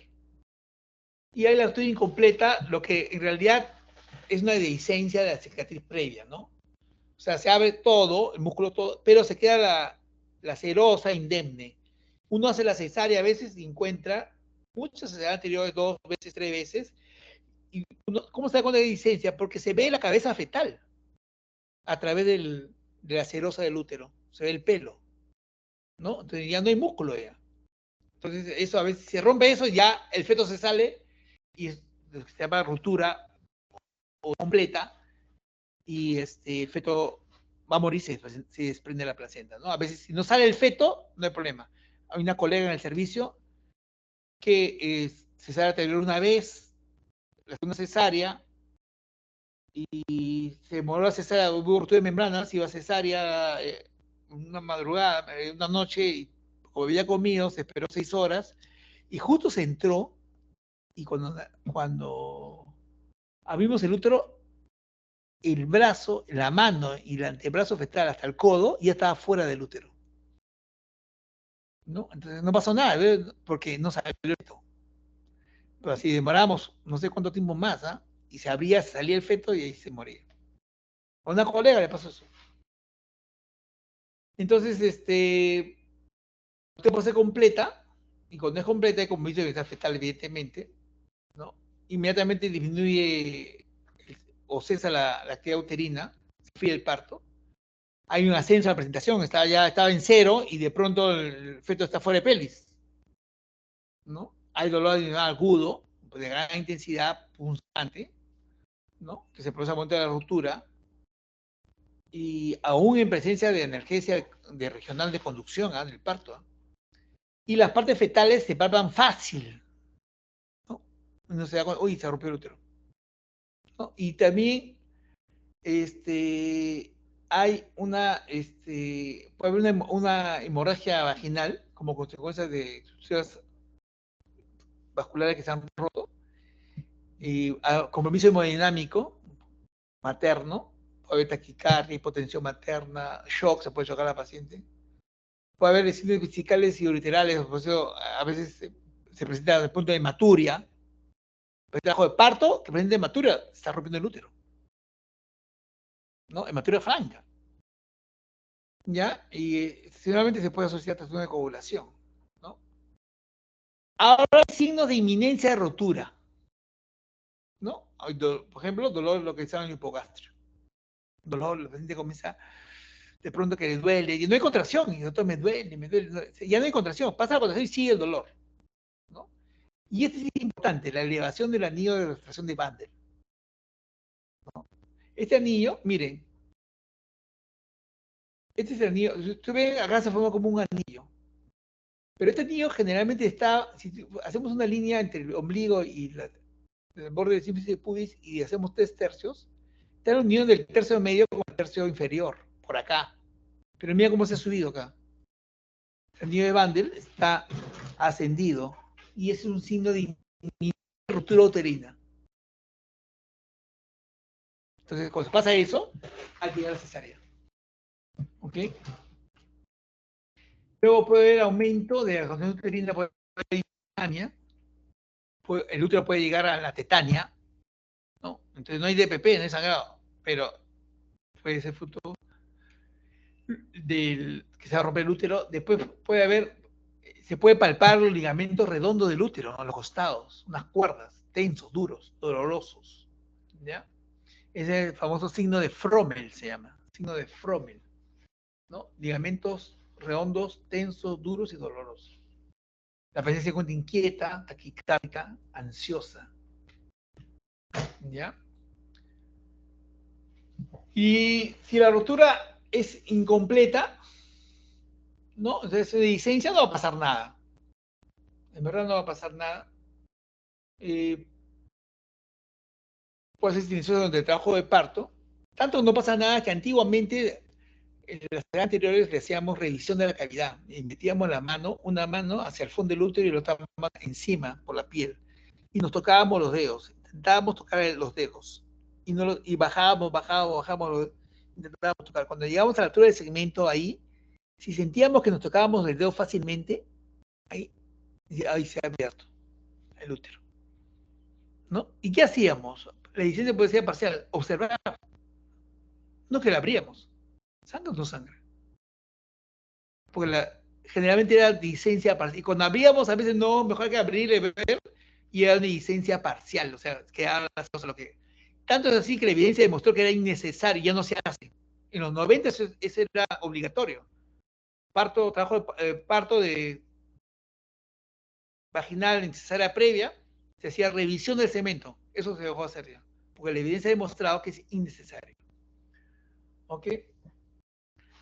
Se diagnostica después del parto, generalmente, como le estoy diciendo. O sea, consecuencias son mínimas para la madre del feto, más frecuentes con antecedentes de cesárea, ¿no?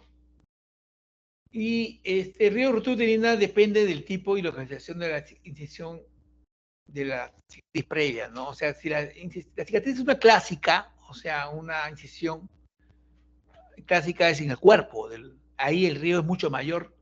Estamos hablando de, o sea, 10% de los... Hay series de que 20% se rompen, ¿no? Cuando la incisión es clásica. Cuando la incisión es en T, por ejemplo, en T, o sea, se ha hecho una segmentada transversa, pero no se puede sacar el bebé, hay dificultad técnica y se amplía en T, invertida. Da mayor riesgo de ruptura en el siguiente embarazo, ¿no? Cuando la incisión es vertical baja, vertical, eso se usa generalmente en gestaciones prematuras. Antes de las 30 semanas, no hay cemento, pues. No hay cemento. Entonces, cuando uno no puede cortar el cemento porque no hay cemento. Y si uno corta transversalmente, el cemento queda muy chiquito, muy angosto y difícil sacar al bebé.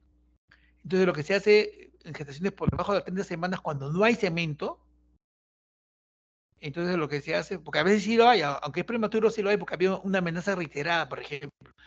Pero si no, entonces hay que hacer vertical la inserción, ¿no? Entonces, en esa hay mayor riesgo de ruptura. ¿Ok? O cuando la incisión es baja, transversa baja, es la que es muy infrecuente que se rompa el útero, ¿no? Va acá 0,2 a 1,5%, o sea, es bajísimo, ¿no? Yo lo he visto, o sea, generalmente la ruptura es parcial, ¿no? Y tratamiento es, bueno, tiene que haber una buena vía, obviamente, toda mujer que somete a trabajo de parto, sea previa, tiene una buena vía. Hay que estar pendiente de los signos de hipodinamia, ¿no? Hay que borrar una sonda Foley, controlar la diuresis, oxígeno natal para el feto, está produciendo mientras subes a sala de operaciones, ¿no? Ayudar a oxigenar mejor al feto. Y con todos los funciones vitales, la UCI está preparada para seguir a la paciente porque la paciente puede terminar comprometida después de la cesárea, ¿no? Y el tratamiento va a ser simplemente, o sea, hacer la cesárea, sacar al bebé y ¿se va a sacar el útero? No. Se va a reparar el útero, sí. O sea, ahora, si la mujer ya tiene hijos ya previa completo, se puede sacar el útero, si no, hay que repararlo, ¿no? No hay problema. Por último, la ruptura del seno vaginal es un grupo de venas dilatadas del seno vaginal o lagos venosos en la periferia de la placenta, ¿no? Canal venoso que bordea un círculo en la periferia de la placenta, ¿no?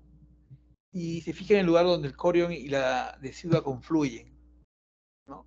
Y este seno marginal se puede romper. Durante el parto o al inicio de la dinámica uterina, en 60-70% de los casos de ruptura de seno vaginal se da en ese momento. Pero también puede haber rupturas antes del parto y son los sangrados que uno ha descartado. Este diagnóstico se hace por descarte.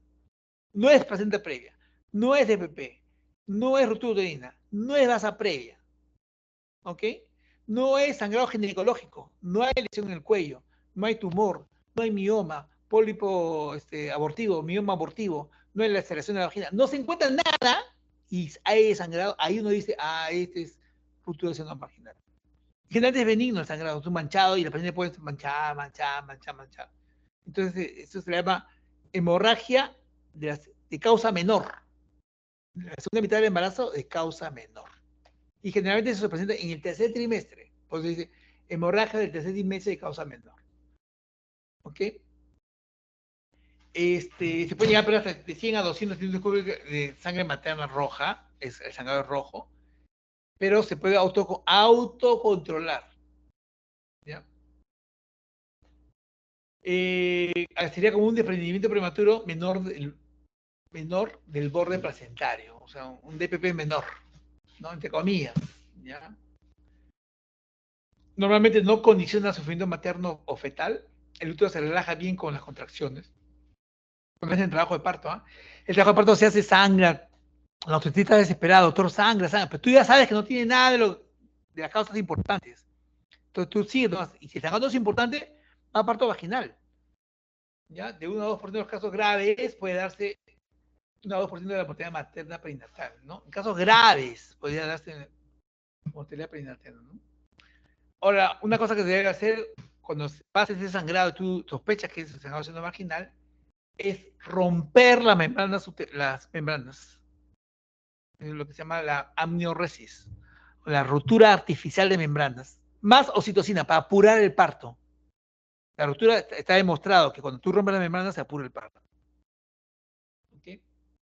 Antes del parto, la hemorragia es indolora, la hemorragia es repetitiva, se descarta la placenta previa, que es la causa principal, ¿no? Se descarta todo, debe descartarse, ¿no? El diagnóstico definitivo dará la presencia de un coágulo adherente al nivel seno. Claro, el diagnóstico definitivo se va a ver cuando se produzca el alumbramiento y uno ve el hematoma en el borde de la placenta. Ah, esta es una ruptura seno marginal, ¿no? Tratamiento de reposo y conducta expectante antes del parto. Acá les dejo este cuadro en que se hace una diferencia de las causas principales de ruptura, de hemorragia de la segunda mitad del embarazo. Diferencia entre DPP, placenta previa y ruptura uterina. ¿Ya? Este cuadro deben saberlo. ¿Ya? Este cuadro deben saberlo. ¿Ok? Díselo, acá está todo lo que les he dicho y sabiendo esto, ustedes van a saber diferenciar entre cuando es DPP y una placenta previa, lo más raro, una ruptura uterina. ¿Ya? Conclusiones, la hemorragia es una de las causas más frecuentes y potencialmente más graves en la consulta de urgencias durante la gestación. Primera causa directa de muerte materna en el Perú. Y en la segunda mitad del embarazo, las tres entidades que abarcan el mayor porcentaje de hemorragia son la placenta previa, el DPP y la ruptura uterina. Los DPP y placenta previa y DPP son clínicamente excluyentes. La relación entre la placenta previa y el efectivo placentario es directamente proporcional al número de cesáreas previas. La hipertensión materna se asocia a un mayor riesgo de DPP. La ruptura uterina es un fenómeno poco frecuente. En la base previa, el resultado prenatal es bueno cuando el diagnóstico es prenatal. La ruptura del seno marginal normalmente no condiciona el sufrimiento materno o fetal. Esta bibliografía donde hemos sacado todo lo que hemos dicho está en estos libros. ¿Okay? Eso fue todo. Lean bien las conclusiones, porque en las conclusiones pueden salir preguntas para el examen. Bien, ¿alguna pregunta?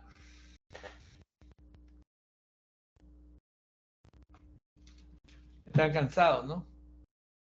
Casi 2 horas de clase. No hay preguntas, doctor. Parece que no hay preguntas, todo está dicho. No hay nada más que decir. Claro. Bueno, cualquier cosa, si les resulta por ahí alguna duda, saben mi teléfono, me llaman a mi pregunta. No hay problema. De repente a solas son menos, son más extrovertidos a solas que en grupo.